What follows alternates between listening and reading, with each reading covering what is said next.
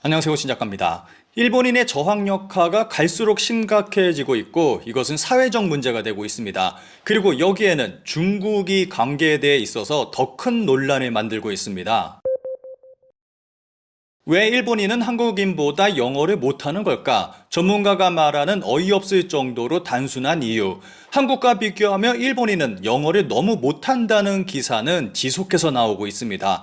기사에서는 일본인과 한국인의 영어 실력 차가 왜 일어나고 있는지를 분석하고 있습니다. 한국인과 일본인 영어 실력 차이가 나는 이유, 왜 한국인은 일본인보다 영어를 더 잘하지? 한국의 젊은 세대는 굉장히 영어에 익숙해져 있어. 뉴욕에 거주하는 필자 주변에는 최근 일본과 한국을 모두 여행해온 미국인들이 늘고 있는데 자주 이런 질문을 받는다. 한국인이 영어를 더 잘한다는 것은 양국을 아는 외국인들에게는 상식이 된 것 같다. 20년 전만 해도 부지런히 공부 열심히 하는데 영어는 못하는 국민의 쌍벽을 잃었던 한국과 일본. 어느새인가 크게 격차가 나고 말았다. 왜 이렇게 된 것일까? 안타깝지만 어쩔 수 없다. 한국과 일본의 영어 실력 차는 사회적 시스템의 영향도 있겠지만 개인의 노력 차도 크게 작용한다고 생각합니다. 일본 여권 보유율 17%, 해외여행을 하지 않고 해외 파견을 거부하고 해외 유학조차 하지 않는 일본 사회에서 외국어 공부는 뒷전으로 밀려난 지 오래입니다. 일본인이 영어를 못하는 것은 당연한 결과라고 생각합니다. 여기에 대해 일본에서는 저학력화가 심각한 사회 문제가 되고 있습니다. 일본의 저학력화가 멈추지 않는다. 너무 심각한 그 실태. 일본의 저학력화는 갈수록 심화되고 있습니다. 2025년 이 문제는 더 심각해지고 있습니다. 일본의 고도 경제 성장과 함께 일본인의 고학력자도 급격하게 늘어났습니다. 일본의 고등학교와 대학의 진학률은 서구국과 비교해서 매우 빠르게 진행됐습니다. 그런데 대학까지는 진학하지만 그 이상의 과정으로 진학하는 인원은 급격하게 줄어들고 있습니다. 보시는 그림은 인구 100만 명당 박사학위 취득자 수 추이를 나타낸 그래프입니다. 가장 밑에 주황색으로 중국이 자리하고 있습니다. 그리고 그 위 빨간색 선이 일본입니다. 일본은 수의 변화가 거의 없는 상태에서 미세하게 하락하고 있습니다. 파란색 선이 한국인데 한국은 미국과 같은 수준으로 꾸준히 올라가고 있습니다. 2018년도를 예로 든다면 100만 명당 박사 취득자 수는 영국이 375명, 독일이 336명, 한국이 296명, 미국 281명, 프랑스 172명, 일본 120명, 중국 44명 순이었습니다.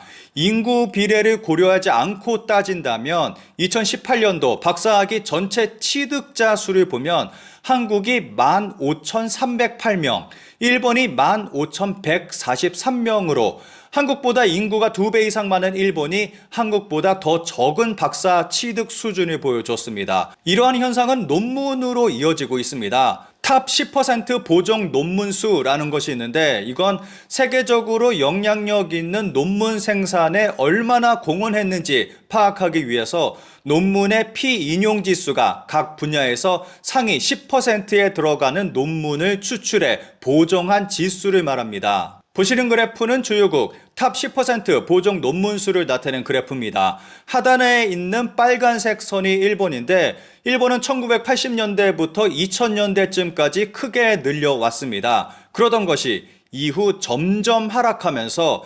2020년에는 한국에게 추월당하고 말았습니다. 그러니까 지금은 일본보다 한국이 세계적으로 영향력 있는 논문을 더 많이 내고 있다는 것입니다. 현재 일본은 저학력 국가가 됐고 선진국 중 가장 낮은 학력의 국가가 되어버렸습니다.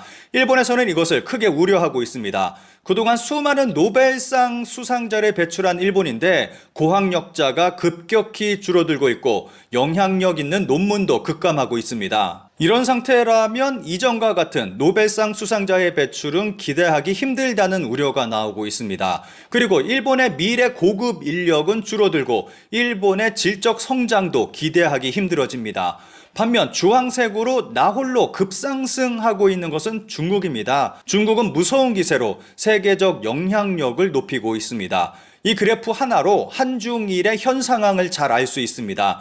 추락하는 일본, 그래도 꾸준히 성장하고 있는 한국, 무섭게 성장해 나가고 있는 중국, 이러한 현상은 일본 내에서 중국의 영향력이 커지는 일로 번지고 있습니다. 연체대 290만엔 박사과정 지원 수급자 30%가 중국인 유학생. 엄청난 수의 중국인 유학생이 일본으로 몰려들고 있는 가운데 박사과정 지원 수급자의 30%가 중국인 유학생이라는 보도가 나와 크게 논란이 되고 있습니다. 일본의 과학기술진흥기구는 2021년에 차세대 연구자 도전적 연구 프로그램을 만들었습니다. 박사과정의 학생들의 생활에 어려움을 돕는 취지에서 전국 박사 후기 과정 학생들에게 1인당 연간 최대 290만 엔을 지급하고 있습니다. 하나로 거의 2,900만 원에 가까운 적지 않은 금액입니다. 그런데 여기서 중국인 유학생이 논란이 되고 있습니다. 도쿄대 중국인 유학생 비율을 나타낸 그래프입니다. 2024년 전체 유학생 5,104명 중 3,396명이 중국인 유학생입니다. 해를 거듭할수록 중국인 유학생이 급격하게 늘어나고 있다는 것을 잘 알 수 있습니다. 여기서 앞서 언급한 박사과정 지원금이 논란이 되고 있습니다. 일본 문과성에 따르면 2024년도 수급자는 총 1,564명으로 외국적자는 40%에 해당하는 4,125명입니다. 여기서 중국인이 2,904명으로 30%나 차지하고 있습니다. 정말 큰 비중의 중국인 유학생이 일본의 지원금을 받아가고 있는 것입니다. 박사학위 취득자가 많은 도쿄대나 교토대 등에서는 중국인 유학생의 비율이 더 크게 증가하고 있는 추세에 있습니다. 중국 유학생은 일본만이 아니라 세계 각국에서 크게 증가하고 있는 추세입니다. 앞서 살펴본 중국의 논문 수와도 관련이 있다고 생각해 볼 수 있습니다. 일본의 경우는 일본인의 저학력화의 공백을 중국인이 메꾸고 있는 상황이 돼버린 것입니다. 이런 상황에서 일본 네티즌만이 아니라 일본 국회에서도 일본인 학생을 우선시해야 한다라면서 문제를 지적하는 목소리가 나오고 있습니다.